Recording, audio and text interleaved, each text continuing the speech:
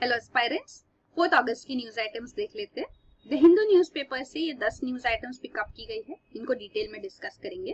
पहली news item है NOTA option to stay in Rajya Sabha polls. तो ये नोटा के बारे में, नन ऑफ द अबव।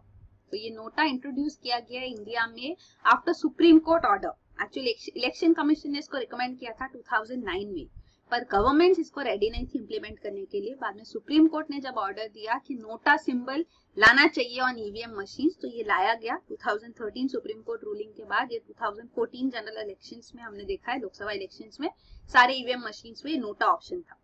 तो ये है, असेंबली इलेक्शंस में भी यूज किया जाता है नोटा ऑन ईवीएम्स। और एक क्वेश्चन था कि इनडायरेक्ट इलेक्शंस, जैसे लोकसभा लोअर हाउस है पार्लियामेंट की, बाइकैमरल लेजिस्लेचर है, मतलब 2 हाउसेज है, lower house upper house, Rajya Sabha upper house है, और अपर हाउस में इनडायरेक्ट इलेक्शंस होते हैं।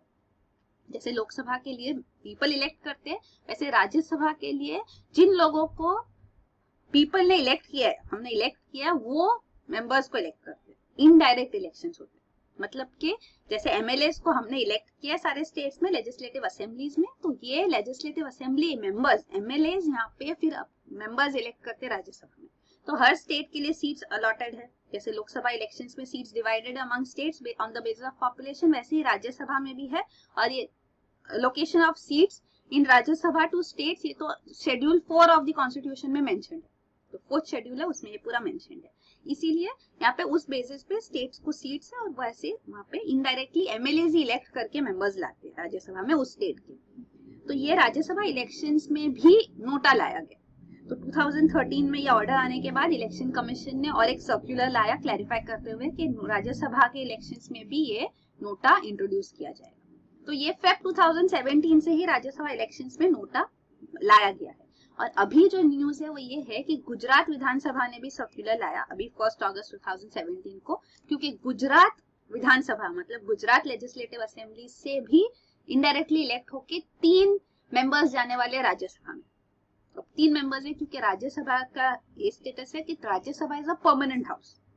लोकसभा में कैसे है, 5 साल का टर्म होता है, 5 साल होने के बाद लोकसभा डिसॉल्व।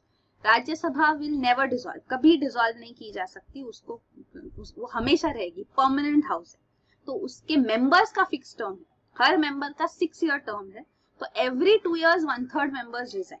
तो ऐसे एडजस्ट किया गया जब फर्स्ट राज्यसभा बनाई गई कि 1/3 मेंबर्स उनमें 2 ईयर टर्म करके ही चेंज हो गए, फिर और 1/3 मेंबर्स 4 ईयर टर्म करके ही बाहर आए, और वो बैचेट सिस्टम यूज किया गया कौन से 1/3 हो गए, और फिर फाइनली 1/3 मेंबर्स ने 6 ईयर टर्म किया। और हर 2 साल में अब ऐसे फिक्स हो गया है कि 1/3 मेंबर्स रिटायर एवरी 2 इयर्स। ये राज्यसभा ऐसे फंक्शन करती है।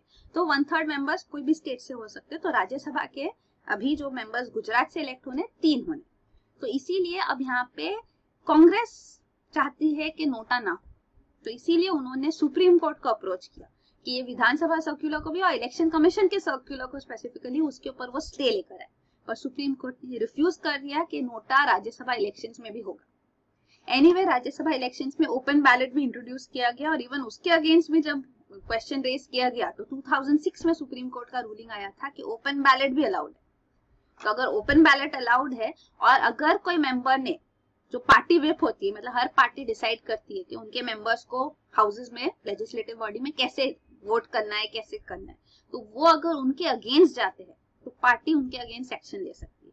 तो पार्टी व्हिप तो होती है, लेकिन इस केस में उन्होंने बोला, और अगर वो पार्टी के अगेंस्ट जाते हैं तो डिफेक्शन भी होते कई बार, तो डिफेक्शन लायबल होता है। लेकिन सुप्रीम कोर्ट ने क्लैरिफाई किया है कि ओपन बैलेट में अगर उन्होंने पार्टी व्हिप के अकॉर्डिंग वोट नहीं किया राज्यसभा इलेक्शंस के लिए, तो वो डिफेक्शन नहीं कहलाया जाएगा। तो ये है। और अभी अगर नोटा आएगा तो काफी मेंबर्स नोटा के लिए जाएंगे, तो वही है, फिर पार्टी व्हिप के अगेंस्ट जा सकते हैं। तो इसीलिए ये पार्टीज चाहती है कि यहाँ पे नोटा ना लाया जाए, मतलब कांग्रेस बेसिकली चाहती है। तो ये इसीलिए अब सुप्रीम कोर्ट ने कहा है नहीं, ये लाया जाएगा, और अगर वो पार्टी व्हिप को डिफाई करते हैं तो पार्टी उनके अगेंस्ट एक्शन ले सकती है, डिफेक्शन नहीं कहलाया जाएगा। डिफेक्शन क्या होता है, आप डिस्क्वालीफाई हो गए, आप पार्टी के अगेंस्ट गए, आप वो पार्टी की टिकट पे इलेक्ट हुए थे, आप पार्टी के अगेंस्ट गए, तो डिफेक्शन पूरा एंटी डिफेक्शन लॉ है कंट्री, तो disqualification on the basis of defection हो जाता है। तो ये है, आप मेंबर होने से ही डिस्क्वालीफाई हो जाते हैं। तो ये, तो यहाँ पे अब यही पूरा केस चल रहा है, लेकिन सुप्रीम कोर्ट का रूलिंग क्लियर है कि नोटा होगा राज्यसभा के बैलेट पेपर्स इलेक्शंस के लिए। तो ये नोटा इन राज्यसभा के बारे में भी सुप्रीम कोर्ट ने रूलिंग लाया तो नोटा आया और फाइनली राज्यसभा में भी आया। और ये 2006 का वो केस था, Kuldeep Nair versus union of India, जिसमें उन्होंने कहा कि ओपन बैलेट सिस्टम भी इंट्रोड्यूस किया जा सकता है, वो अगर पार्टी विप के अगेंस्ट वोट कर रहे हैं तो वो डिस्क्वालिफिकेशन नहीं है। फिर ये प्रेजेंट स्टेटस जो है नोटा का, इसके बारे में है। तो ये नोटा, और एक चीज है कि NOTA votes are actually invalid votes. कितने लोगों ने नोटा किया वो पता चलता है। अगर ऐसा भी हुआ कि कोई इलेक्शंस में, कोई भी इलेक्शन में डायरेक्ट हो या इनडायरेक्ट, अगर नोटा को सबसे ज्यादा वोट्स मिले तो उसका कोई वैल्यू नहीं हो। जो कैंडिडेट जिसको उसके बाद जिस कैंडिडेट को सबसे ज्यादा वोट्स मिले वो इलेक्ट हो, ऐसे।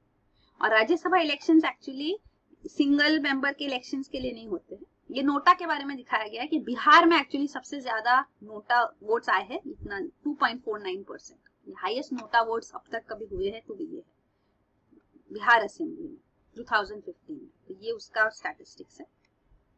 और राज्यसभा इलेक्शंस के बारे में डिटेल्स दिए गए हैं कि राज्यसभा इलेक्शंस जो इनडायरेक्ट इलेक्शंस होते हैं, तो ये कैसे होने वाले हैं इलेक्शंस, तो हम एग्जांपल से देखते हैं। तो राज्यसभा में 250 मेंबर्स है maximum strength according to constitution. 238 directly elected, 12 nominated होते हैं बाय द प्रेसिडेंट। तो अब ये 238 मेंबर्स जो है ये डिस्ट्रीब्यूटेड है अमंग स्टेट्स। तो जो स्टेट्स है 4th शेड्यूल में जैसे मैंने कहा ये मेंशन है कि हर स्टेट को on the base of population approximately उनको सीट्स दी गई है। अब जैसे मैंने ये एक्सप्लेन कर दिया है 1/3 मेंबर्स रिटायर एवरी 2 years। तो यहाँ पे एग्जांपल लेते हैं कि अगर समझो थोड़ी सीट्स वेकेंट है कोई स्टेट से, तो समझो 10 सीट्स वेकेंट है। एक अजम्पशन ले रहे हो हम, अज्यूम ये भी कर रहे हैं सिंप्लीफाई करने के लिए कि 2 पार्टीज ही है। तो अगर 2 पार्टीज है, एक लेजिस्लेटिव असेंबली है कोई स्टेट की, फॉर एग्जाम्पल 100 सीट्स है उस लेजिस्लेटिव असेंबली, और उसमें ऑफकोर्स लेजिस्लेटिव असेंबली में भी एक पार्टी पावर में होगी। तो समझो एक पार्टी है पार्टी एक्स, जिसके पास बहुत पावरफुल है वो, मतलब 80%, 50% प्लस सीट्स होगी तो वो गवर्नमेंट बना सकती है स्टेट में, लेकिन इनके पास 100 में से 80 सीट्स है, समझो एग्जाम्पल लिया है हमने। और पार्टी वाई के पास 20 सीट्स है। तो ये सिंपल एग्जाम्पल है। तो यहाँ पे अगर 10 सीट्स है राज्यसभा की जिसके लिए इलेक्शन करना है, तो हर मेंबर, हर पार्टी अपने 10 कैंडिडेट्स भेजेगा, चाहेगा कि हमारे 10 कैंडिडेट जाए। तो समझो 20 कैंडिडेट्स खड़े इलेक्शंस के लिए, टोटल 10-10 दोनों पार्टी से।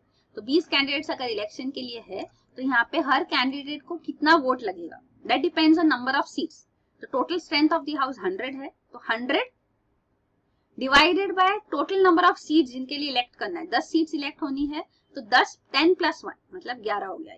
और इतना जो है इसका क्वोशंट जो है, इसके अंदर एक और वोट ऐड करना है, मतलब 100 divided by 11 + 1, so that is approximately 10 votes to win.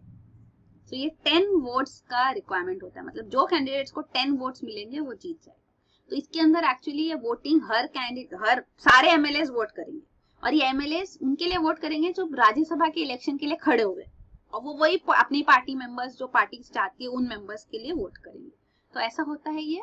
और ये डुअल मेंबरशिप नहीं हो सकती, आप एमएलए भी और एमपी भी नहीं हो सकते, that is also ground for disqualification. तो ये अलग मेंबर्स होते हैं जो एमपी बनने वाले, राज्यसभा में जाने वाले, एमएलए उनको वोट करते हैं। तो अगर ये 20 कैंडिडेट्स खड़े हैं तो हर एमएलए वोट करेगा। तो वोट कैसे करेगा, जैसे प्रेसिडेंशियल इलेक्शन होते हैं, सिंगल ट्रांसफरेबल वोट। तो हमने प्रेसिडेंशियल इलेक्शंस के टाइम पे भी ये डिटेल डिस्कस किया था। तो अगर समझो ये एग्जाम्पल में जैसे 20 कैंडिडेट्स खड़े हैं तो उनको बैलेट पेपर दिया जाएगा जिसके अंदर उनको लिस्ट करना है 1 to 20, और नोटा भी होगा तो नोटा भी कर सकते हैं। तो वही है, तो वो 20 कैंडिडेट्स को वो लोग लिस्ट करेंगे as many as they want. तो अगर उन्होंने अपने प्रेफरेंसेस दिए तो उस हिसाब से काउंटिंग होती है, सबके फर्स्ट प्रेफरेंस काउंट किए जाते हैं। जिनको 10-10 वोट्स मिल गए हैं वो हो गए इलेक्टेड, जिनको नहीं मिले तो फिर अगर 10 कैंडिडेट्स टोटल इससे नहीं हो गए तो फिर उसके बाद जो लीस्ट वोट्स जिस कैंडिडेट को मिले वो आउट ऑफ द रेस हो जाता है, और उसके सारे वोट्स जो थे फर्स्ट प्रेफरेंस वोट्स वो ट्रांसफर किए जाते हैं ऊपर। तो ऐसे करके जब तक 10 कैंडिडेट सीट्स है, 10 सीट्स हो नहीं जाती, 10 कैंडिडेट्स इलेक्ट नहीं हो जाते, तब तक ये प्रोसेस चलते रहता है। तो ये सिंगल ट्रांसफरेबल वोट सिस्टम है। तो इसमें अपने एग्जाम्पल में यहाँ पे मैक्सिमम जो है पार्टी एक्स को 8 मेंबर्स मैक्सिमम भेज सकते हो, इलेक्ट कर सकते हैं, और पार्टी वाई को भी 2 मेंबर्स मिलेंगे। तो यहाँ पे रूलिंग पार्टी जो स्टेट की है उसको तो मेंबर्स भेजने मिलता है, अपोजिशन को भी मिलता है। तो इसीलिए यहाँ पे हम देख रहे हैं कि even in the case of Gujarat elections to Rajya Sabha, यहाँ पे कांग्रेस चाहती है कि उनके मेंबर्स जाए। ये गुजरात का स्टेटस है। तो टोटल लेजिस्लेटिव असेंबली का स्ट्रेंथ 182 है, लेकिन 6 मेंबर्स ऑलरेडी हमने देखा है कांग्रेस से उन्होंने क्विट कर दिया है, तो इसीलिए अभी स्ट्रेंथ कम हो गई है 176। 3 सीट्स के लिए इलेक्शन होना है, मतलब 3+1 तो डिवाइड बाय 4 और एक और वोट ऐड किया, तो 45 वोट्स अप्रोक्सीमेटली है रिक्वायरमेंट। तो ये 45 वोट्स जिस कैंडिडेट को मिलेंगे वो यहाँ इलेक्ट हो पाएगा। तो इसीलिए कांग्रेस चाहती है कि उनका मेंबर यहाँ पे राज्यसभा में जाए, इसीलिए उन्होंने अपने एमएलए जो कांग्रेस के उनको भी सेफगार्ड करने के लिए कि उनकी पोचिंग ना हो, उनको कोई छीन ना ले, खरीद ना ले, इसके लिए उन्होंने उनको कर्नाटक रिसोर्ट्स में रखा है। ये सब न्यूज में काफी टाइम से पॉलिटिकल न्यूज चल रहा है। तो ये है। फिर अगला न्यूज आइटम है blue whale game bothers elders.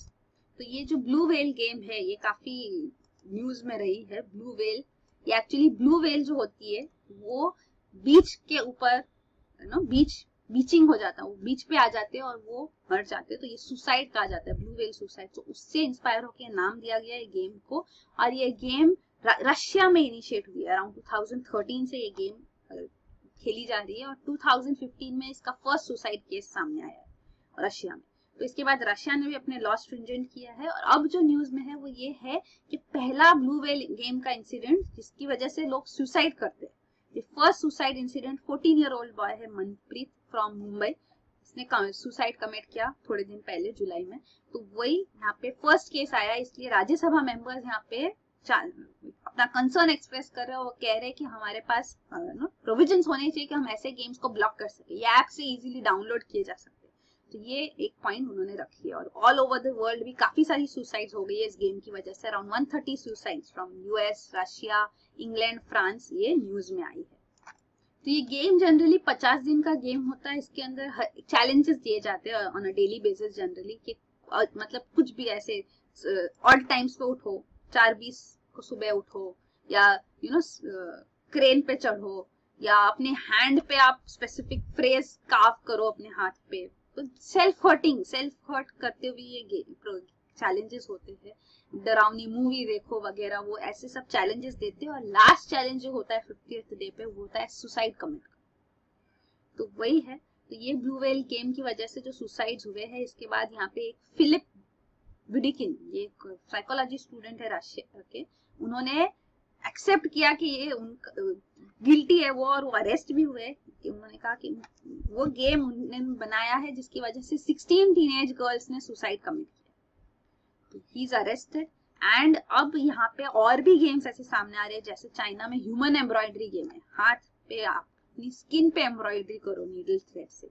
तो these are also self damaging games. तो ऐसे ट्रेंड्स जो आ रहे हैं और जनरली यंगस्टर्स इससे अट्रैक्ट होकर ये चैलेंजेस एक्सेप्ट करते हैं, तो इससे सेफगार्ड करना बहुत जरूरी है, इसीलिए गवर्नमेंट को स्टेप लेना चाहिए। वही राज्यसभा में डिस्कस किया गया। फिर अगला न्यूज आइटम है techie held for assessing sensitive Aadhaar data. तो ये आधार डेटा जो है उसको यूज किया गया विदाउट अथॉरिटी। तो ये यूआईडीआई ने कंप्लेंट रजिस्टर किया। ये मिस्टर अभिनव श्रीवास्तव है, 31 year old, IIT Kharagpur graduate है। इनको अरेस्ट किया गया फ्रॉम बेंगलुरु। तो ये उन्होंने सॉफ्टवेयर फॉर्म भी बनाया था कर्थ, और ये कर्थ फॉर्म भी उनका टेक ओवर किया गया बाय ओला इन 2016। तो अब ये वर्क करते हैं और इन्होंने ये ऐप बनाया आधार eKYC।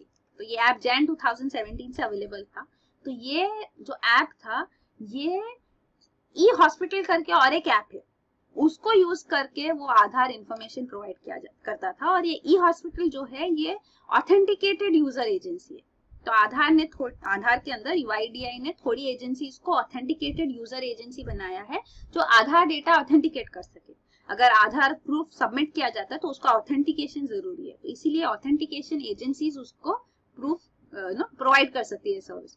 लेकिन ये आधार eKYC जो ऐप उन्होंने बनाया, उन्होंने इसका ऑथेंटिकेशन सर्विसेज यूज किया because is a software engineer, वो ये कैपेबल ये कर पाए। तो ये कंसर्न अब सामने आया है कि आधार डेटा इजीली एक्सेसिबल हो सकता है। तो ये पूरा सेंट्रल आइडेंटिटीज डेटा रिपोजिटरी है, ऑथेंटिकेशन सर्विस एजेंसीज, ये कैसे फंक्शन करते हैं हम देखेंगे यहाँ पे। तो ये है, जैसे आप आधार होल्डर हो तो आपके पास आधार डेटा है, तो आप कोई भी सर्विसेज के लिए इसको यूज कर रहे हैं, ऑथेंटिकेशन करने की जरूरत है इसकी। तो ऑथेंटिकेशन यहाँ पे होगा रिक्वेस्ट किया जाएगा तो ये जाएगा ये ऑथेंटिकेशन यूजर एजेंसी के पास, जिसका एक एग्जांपल ई हॉस्पिटल है। वो एजेंसी इसको भेजेगी ऑथेंटिकेशन सर्विस एजेंसी के पास। तो ये सर्विस एजेंसीज है जैसे कि BSNL वगैरह, और इनसे फिर ये एक्सेस करेगी जो सेंट्रल रिपोजिटरी है, data repository of under UIDAI। वहां से उनको रिस्पॉन्स मिलेगा ऑथेंटिकेशन हुआ कि नहीं, और फिर ये पूरा रिस्पॉन्स आगे जाएगा। तो ये पूरा नेटवर्क है, और यहाँ पे ये ऑथेंटिकेशन यूजर एजेंसी में यहाँ पे ब्रीच करके एक्सेस लिया गया। तो ये कंसर्न अब सामने आया है। फिर अगला न्यूज आइटम है commercial fish in Chilika face threat of depletion. तो ये चिलिका के लेक के बारे में, this is the largest brackish water lake of India, Orissa में। तो यहाँ पे देखा जा रहा है कि fish species, even commercially important fish species जो है उनका पॉपुलेशन यहाँ कम हो रहा है, डिप्लीट हो रही है फिशेज। तो ये रीजन इसका ये है कि स्मॉल और zero mesh size nets use किए जा रहे हैं और ओवर फिशिंग किया जा रहा है। तो मतलब जब नेट्स के अंदर जो खड्डे होते हैं जाली के अंदर, तो ये मैश उसको कहते, तो ये बहुत छोटे खड्डे हो गए, इसमें स्मॉल साइज हो गए, तो इसके अंदर सारे फिशेज कैच की जाएगी, छोटी बड़ी, even larvae of fish, even जो जुवेनाइल फिश है जो अभी छोटी है तो वो भी कैच हो जाएगी। तो उसकी वजह से फिर वो छोटी फिशेज ही नहीं होगी तो वो ग्रो कैसे होगी, उनका पॉपुलेशन कैसे बढ़ेगा और वो ब्रीडिंग कैसे होगी। तो इस वजह से जब फिश ब्रीडिंग को अफेक्ट किया होता है तो उस वजह से स्पीशीज डिप्लीट हो रही है। तो इसीलिए यहाँ पे अब गवर्नमेंट भी एक्शन ले रही है। सेंट्रल इंलैंड फिशरीज रिसर्च इंस्टीट्यूट ने भी यहाँ पे फिश स्पीशीज आइडेंटिफाई किया है जिसका डिप्लीशन हुआ है, और यहाँ पे अब एक्शन लिया जा रहा है। तो स्मॉल और जीरो मैश साइज नेट्स नहीं यूज करनी चाहिए, और इवन ये घेरी यूज किया जा रहा है। ये फिश एनक्लोजर्स होते हैं, तो या प्रॉन कल्टीवेशन किया जाता है, एनक्लोजर्स बनाए जाते हैं, एकदम ऑलमोस्ट नील यहाँ पे होता है, तो जो बैरियर बनाया जाता है। तो इस वजह से फिर माइग्रेशन ऑफ फिश स्पीशीज भी नहीं हो पाता है, और यहाँ पे फिर फिश पॉपुलेशन डिप्लीट होता है। तो ये इवन सैटेलाइट डेटा यूज किया जा रहा है जहाँ पे ये इलीगल घेरी और प्रॉन्स कल्टीवेशन हो रहा है, और वहां पे उनको इविक्ट किया जा रहा है। तो ये एक्शन यहाँ लिया जा रहा है। ये है चिलिका लेक ओडिशा कोस्ट के पास। फिर अगला है LOC trade via Uri to resume soon. तो ये है लाइन ऑफ कंट्रोल के बारे में। तो जो जम्मू एंड कश्मीर में जम्मू पार्ट जो इंडिया के कंट्रोल में, वो यहाँ ब्लू में दिखाया गया है। POK पाकिस्तान ऑक्यूपाइड कश्मीर है, वो ये ग्रीन में दिखाया गया है, और इन दोनों के बीच में जो लाइन है वो है LOC लाइन ऑफ कंट्रोल। ये जो रीजन है ये अक्साई चिन रीजन है जम्मू एंड कश्मीर का, जिसको चाइना ने ऑक्यूपाई कर लिया आफ्टर 1962। तो ये लीस्ट पॉपुलेटेड रीजन है, लेकिन ये जम्मू एंड कश्मीर का ही पार्ट है। और ये जो सक्षम वैली है यह भी जम्मू एंड कश्मीर का पार्ट है और चाइना के कंट्रोल में है, पर ये पाकिस्तान ने इलीगली, उनकी टेरिटरी नहीं, और उन्होंने ये सीड किया है चाइना को। तो ये रीजन है। और सियाचिन ग्लेशियर जहाँ पे ऑफकोर्स इंडिया का कंट्रोल है, तो ये रीजन यहाँ है। तो यहाँ पे LOC के अक्रॉस अब ट्रेड चल रहा है। एक्चुअली ट्रेड इनिशिएट किया गया था यहाँ पे 2008 में, लेकिन अभी जो डेवलपमेंट है वो ये है कि परमानेंट कम्युनिकेशन लाइंस एस्टेब्लिश की जा रही है। तो यहाँ पे दोनों साइड्स की अथॉरिटीज ने मीटिंग किया और ये ट्रेड बूस्ट करने के लिए स्टेप्स लिए जा रहे थे। इससे पहले जो कम्युनिकेशन लाइंस थी वो हॉटलाइंस थी बिटवीन सिक्योरिटी एजेंसीज। तो कम्युनिकेशन लाइंस इनिशिएट की जाएगी और इवन रेगुलर मीटिंग्स होगी। ये एक पॉजिटिव स्टेप है ताकि यहाँ LOC ट्रेड को बूस्ट किया जाए। लेकिन कंसर्न्स भी है क्योंकि यहाँ पे हीरोइन सीज किया गया था POK ट्रक में 21 जुलाई को ही, और even NIA national investigation agency ने भी यहाँ पे कंसर्न्स रेज किया है कि LOC को यूज किया जा रहा है टेरर फंडिंग के लिए। तो यहाँ पे उन्होंने एडवाइस किया है कि LOC ट्रेड को स्टॉप किया जाए।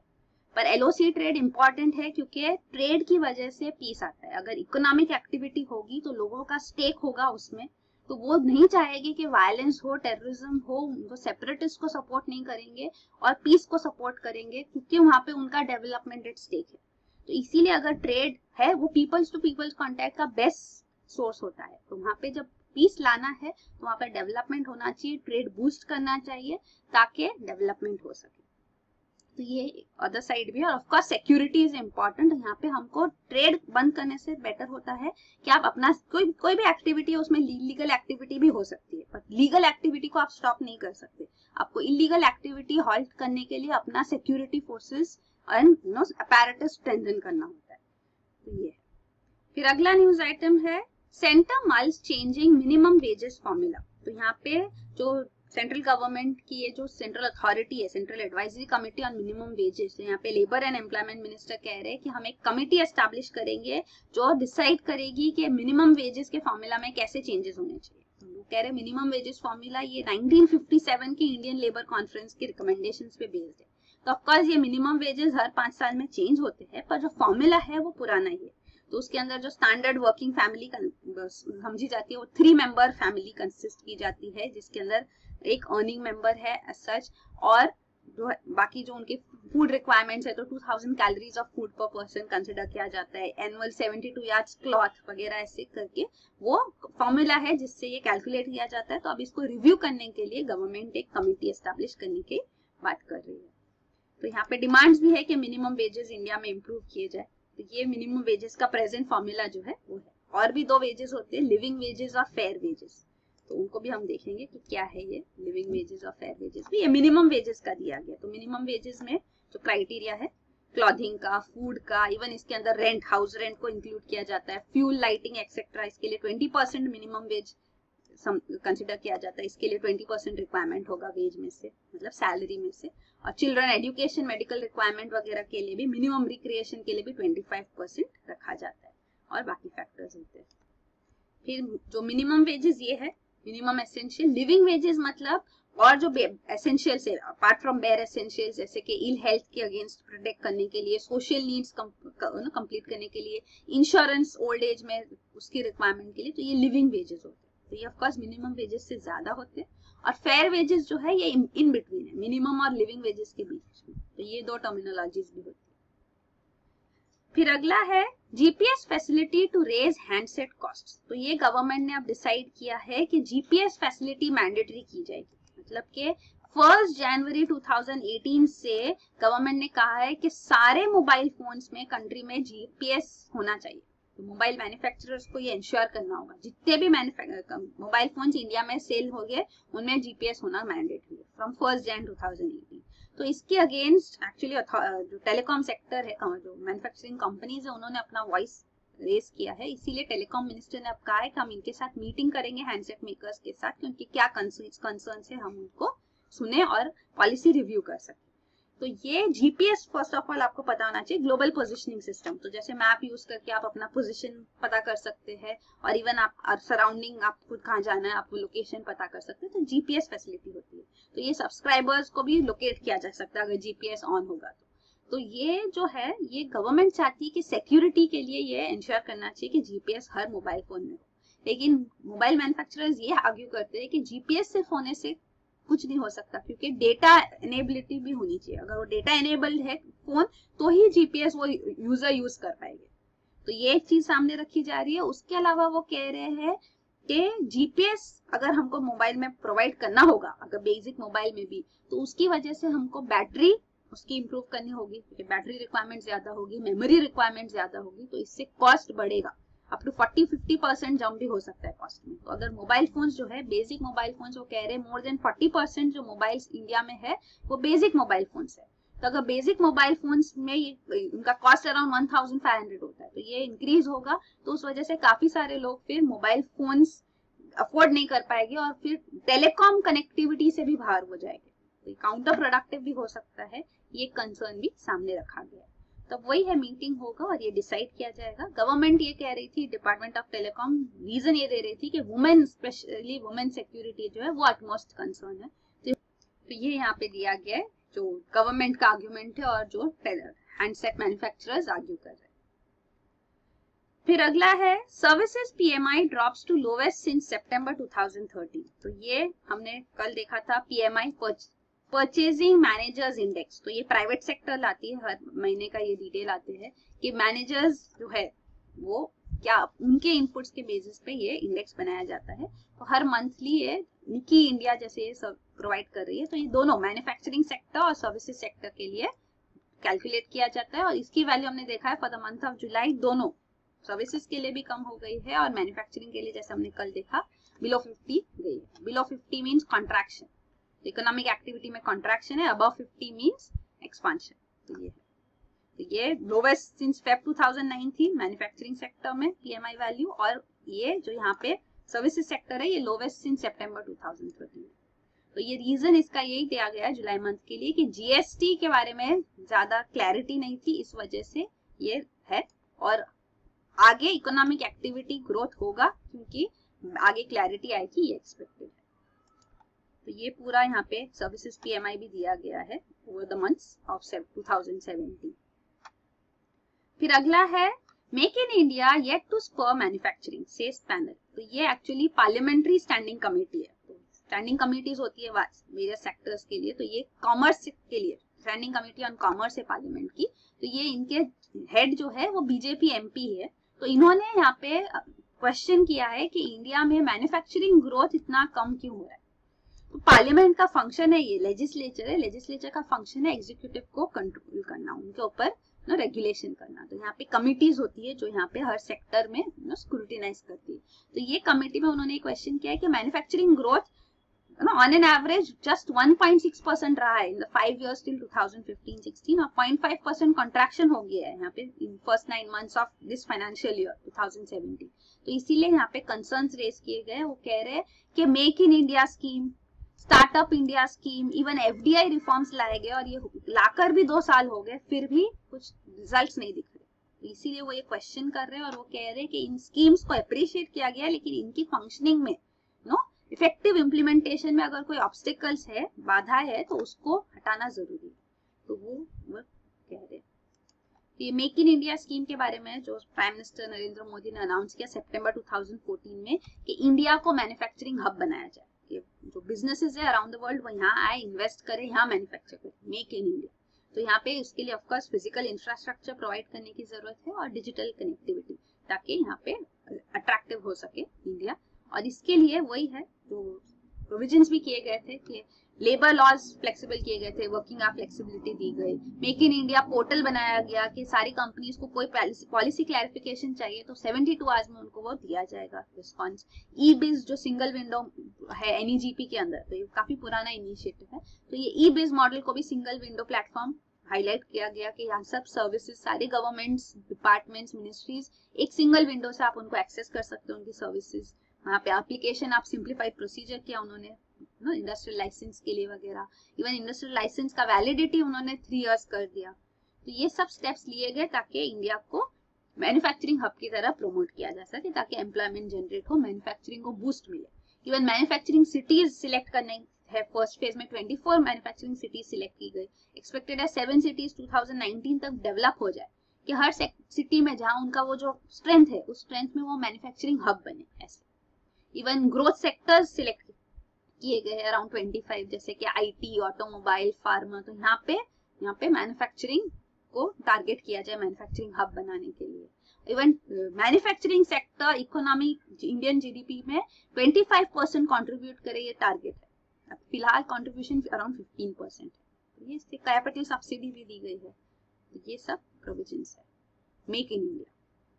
फिर अगला था स्टार्टअप इंडिया। तो स्टार्टअप्स को बूस्ट करने के लिए यहाँ पे उनके लिए भी प्रोविजंस किए गए कि उनको लेबर इंस्पेक्शन नहीं किया जाएगा फर्स्ट 3 years के लिए। इवन कॉर्पस फंड बनाया गया, फंड ऑफ फंड्स उनको सपोर्ट करने के लिए, income tax relief, capital gains tax relief, तो सारे प्रोविजंस किए गए। सेल्फ सर्टिफिकेशन रेजिम लाया गया उनके लिए ताकि इनको भी बूस्ट मिले और ये स्टार्टअप्स को हम प्रमोट कर सके इंडिया में। और एफडीआई रिफॉर्म्स भी लाए गए काफी सारे सेक्टर्स में फॉरेन इन्वेस्टमेंट को प्रमोट करने के लिए, जो है लिबरलाइज किया गया एफडीआई रिफॉर्म्स, तो वो भी है।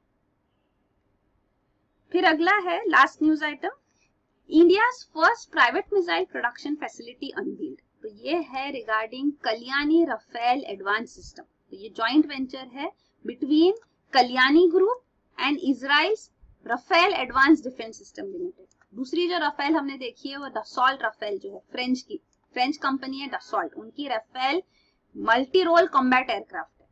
तो वो राफेल अलग है। ये राफेल जो है ये इजरायली कंपनी है और यहाँ पे जॉइंट वेंचर बनाया गया 51-49 जॉइंट वेंचर। ये है make in India in defence. तो ये इंडिया की first private sector missile manufacturing facility establish की गई है। इनका हैदराबाद पे प्लांट इनॉग्रेट किया गया। तो ये न्यूज में, तो यहाँ पे जॉइंटली डेवलप करेंगे anti tank guided missile ATGM जो है स्पाइक। तो ये जॉइंटली डेवलप की जाएगी। तो इंडियन आर्मी की भी रिक्वायरमेंट है मेजर, वो फुलफिल होगी और इवन ये प्लान कर रहा है कि ये साउथ ईस्ट एशियन कंट्रीज को एक्सपोर्ट भी करेगी। तो ये न्यूज न्यूज है। लोकलाइजेशन कंटेंट भी वो कह रहे हैं 90% लोकलाइजेशन कंटेंट होगा और सिर्फ स्पाइक नहीं मैन्युफैक्चर की जाएगी, और भी जो है command and control guidance, electro opticals वगैरह ये सब भी यहाँ पे, प्रिसीजन गाइडेड म्यूनिशंस ये सब भी यहाँ पे डेवलप किया जाएगा। तो ये है जॉइंट वेंचर हैदराबाद के पास तेलंगाना में प्लांट बनाया गया है। तो ये एंटी टैंक गाइडेड मिसाइल्स हमने इंडिजिनियसली डेवलप करने के लिए भी प्लान जो किया था, 3rd generation anti tank guided missile Nag, पर अभी तक ये ऑपरेशनल नहीं है, इसीलिए हम पिछले 20 साल से ये ऑपरेशनल नहीं हो पाई है, इसलिए हमको अपना जो 2nd generation anti tank guided missile से जो हम यूज कर रहे हैं तो उनको रिप्लेस करना है। तो इंडियन आर्मी के पास 50% शॉर्टेज है authorised holding of anti tank guided missiles की, तो यहाँ पे ह्यूज कंसर्न है ये, और हम ये अब सोर्स कर रहे हैं थ्रू प्राइवेट सेक्टर पार्टिसिपेशन। तो ये प्लान किया गया है। तो ये पूरा वही है स्पाइक मिसाइल, ये 3rd generation anti tank guided missile है। जो 2nd generation anti tank guided missiles use किए जा रहे हैं वो वायर गाइडेड है, मतलब उनको फिर पोर्टेबल नहीं है ये, तो ये मैन पोर्टेबल है, फायर एंड फॉरगेट कैपेबिलिटीज वाली anti tank guided missile spike है जो इजराइल की है। तो ये अब डेवलप की जाएगी with this joint venture 5149 joint venture. तो यही है न्यूज आइटम्स। Thank you.